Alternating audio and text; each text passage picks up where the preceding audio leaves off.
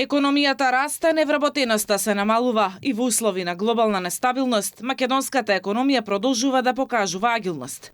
Економската активност во текот на годинава продолжува со солидно темпо, што според премиерот Мицкоски дава надеж за уште поохрабрувачки очекувања за развојот на домашната економија која и натаму останува во европскиот врв. Председателот на владата очекува економски раст меѓу 3 и 3,5% во првиот квартал, што е значајно во време кога светот се уште се соочува со сериозни економски и енергетски предизвици. Што се однесува до бруто домашниот производ, сите индикатори кои што ги следиме од првиот квартал, кои што веќе измина, тоа се месеците јануари, февруари и март, велат дека ќе имаме во услови на епска светска енергетска криза солиден раст.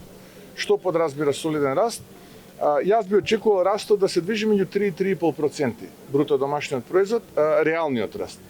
Номиналниот раст би бил можеби 2 до 2,5 пати поголем од тоа, но да почекаме Државниот завод за статистика да ги објави бројките, но како и да е, повторно ова сега што ќе го кажам, може некој на социјалните медиуми да го исмева, но како и да е, сега ќе бидеме не во првите 5, туку во првите 3 во Европа. Растот на економијата се одразува и врз пазарот на труд. За 2 години отворени се повеќе од 17.000 нови работни места. Ваквиот тренд според премиерот е потврда дека економските политики на владата се поставени соодветно и даваат резултати. Кога погледате извештајот од крајот на вториот квартал 24, кога практично оваа влада беше избрана во јуни 24, што е последен месец од вториот квартал, тогаш ќе видите дека таа бројка е 691.000.